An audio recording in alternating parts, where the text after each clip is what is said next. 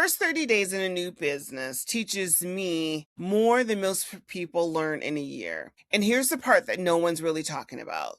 Growth doesn't fix your problems, it exposes them. Welcome to the Executive Edit with Paige Engle, where real business gets refined. So you're in a season where your business is growing, or you're pushing for growth, and you probably think, once I get more clients, more revenue, more visibility, things will feel easier.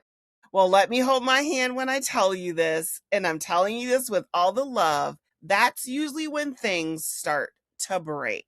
The more your business grows, the more pressure it puts on your systems. And if those systems are weak, unclear, inconsistent, or even non-existent, that pressure shows up everywhere in your business, coming in at all sides. Your team starts getting overwhelmed. Things start slipping through the cracks. Clients don't have consistent experiences, and you end up holding more stuff than you can handle. Inside that growth that you were chasing doesn't become freedom, it becomes a pressure cooker of stress. I've worked with businesses that were doing everything right on the surface. They were bringing in more clients, revenue was going up, but internally they were becoming less and less stable. Their onboarding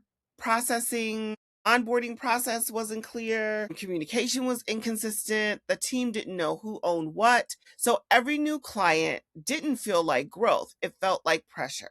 And the founder constantly putting out fires. We've all been there. We didn't need more leads, we needed more structure. Once we tightened their back end, cleared onboarding, defined rules, had consistent communication, growth actually started to feel like growth again. This is something that I also see all the time when I am supporting businesses as a fractional executive. It looks like the business has a team. Everything still just runs through one person. You know that person. So do I. I know her too. The founder.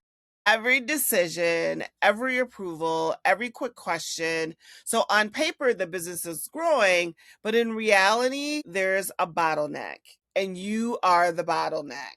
That shift is where we feel like we should be hiring more people, especially after it took you so long to hire those first couple of people in the first place. It's changing how decisions were made. We put a decision framework in place, clarified authority, gave teams structure and autonomy to operate, and suddenly things move faster with less involvement from the founder, allowing you to do what you do best in your zone of genius. And this last one may hit a little bit close to home for some people.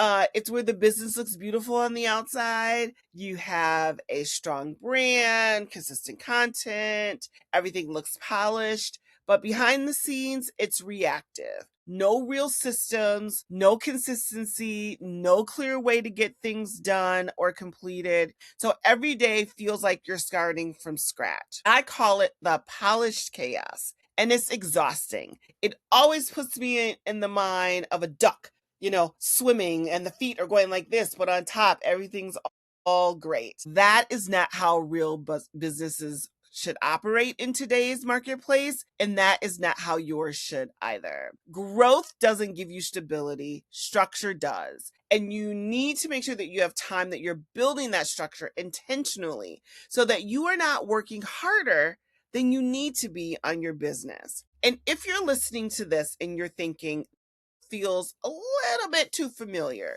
then good, because now you can actually do something about it. We both know that it is time for you to take control.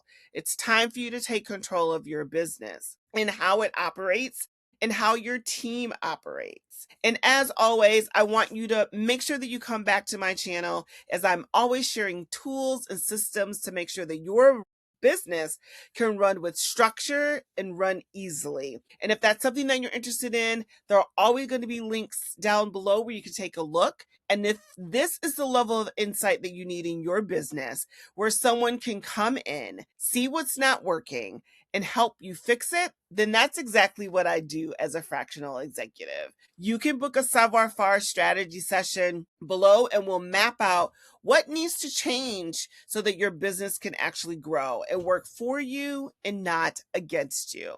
I hope that a couple of these takeaways were good today. That's all I can handle. I'm a little under the weather, but I wanted to be sure to get this out while it was right on my brain. Join me here for real business, real connections, and real talk. And we will see you in the next episode of the Executive Edit. Take care, everyone.